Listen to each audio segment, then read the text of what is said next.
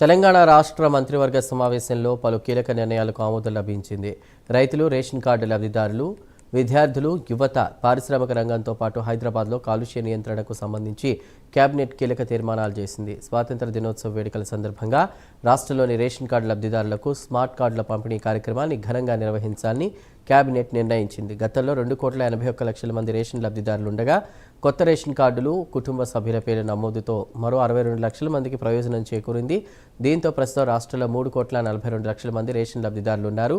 వీరందరికీ స్మార్ట్ కార్డులు అందించేందుకు ప్రభుత్వం ఏర్పాట్లు చేసింది.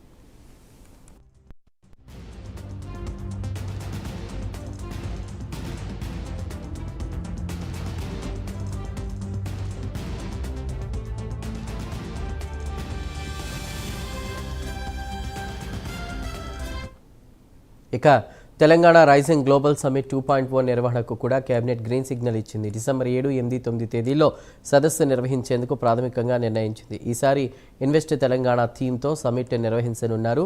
ఫ్యూచర్ సిటీ ప్లాన్ను ఆవిష్కరించడంతో పాటు డిఫెన్స్, ఏరోస్పేస్, ఫార్మా రంగాల్లో తెలంగాణలో ఉన్న పెట్టుబడి అవకాశాలను ప్రపంచానికి చాటి చెప్పేలా కార్యక్రమాన్ని నిర్వహించనున్నారు. రైతులకు సంబంధించి కూడా కీలక నిర్ణయం తీసుకుంది కేబినెట్. వానాకాలంలో 7 రకాల సన్నధాన్యాల సాగును ప్రోత్సహించాలని నిర్ణయించింది.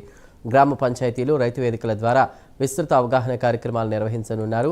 ఈ ఏడాది నుంచి ఈ 7 రకాల సన్న ధాన్యాలకే క్వింటాల్కు ₹500 బోనస్ చెల్లించనున్నారు.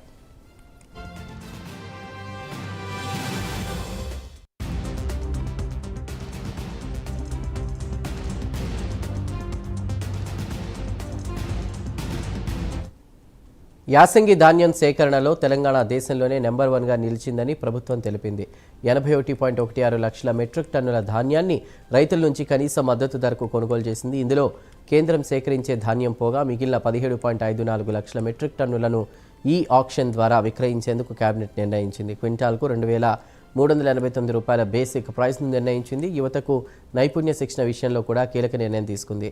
రాష్ట్రంలోని ఐటీఐలు, ఏటీసీలు, పాలిటెక్నిక్ కాలేజీలను యంగ్ ఇండియా స్కిల్స్ యూనివర్సిటీ పరిధిలోకి తీసుకురావడానికి ఆమోదం తెలిపింది. అలాగే ఆదిలాబాద్, నిర్మల్, ముథోల్, బోధ్, సిర్పూర్, గజ్వేల్, దుబ్బాక నియోజకవర్గాల్లో యంగ్ ఇండియా ఇంటిగ్రేటెడ్ రెసిడెన్షియల్ స్కూళ్ల నిర్మాణానికి అనుమతులు ఇచ్చింది. దీంతో ఇప్పటి వరకు 86 స్కూల్స్ కాంప్లెక్స్లకు అనుమతులు మంజూరయ్యాయి.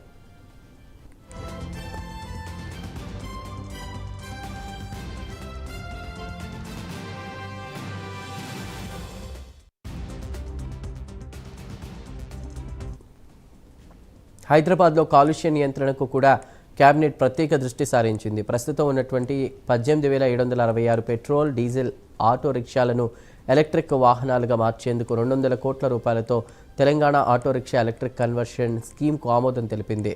అర్హులైన ఆటో డ్రైవర్లకు ఒక్కో వాహనానికి గరిష్టంగా ₹150,000 సబ్సిడీ అందించనున్నారు. హైదరాబాద్లోని కాలుష్యకారక పరిశ్రమలను నగర శివార్లకు తరలించే హెల్త్ పాలసీ దరఖాస్తుల గడువును అక్టోబర్ 31 వరకు మరో 3 నెలలు పొడిగించింది. ఇక మక్తల్, నారాయణపేట, కొడంగల్ ఎత్తిపోతల పథకం 2వ దశ పనులకు సంబంధించి ₹2,100 కోట్ల అంచనా వ్యయానికి కేబినెట్ ఆమోదం తెలిపింది. ఈ ప్రాజెక్టుతో దాదాపు 1,00,000 ఎకరాలకు సాగునీరు, ఆయా ప్రాంతాలకు త్రాగునీరు, పారిశ్రామిక అవసరాలకు నీరు అందే అవకాశం ఉంది.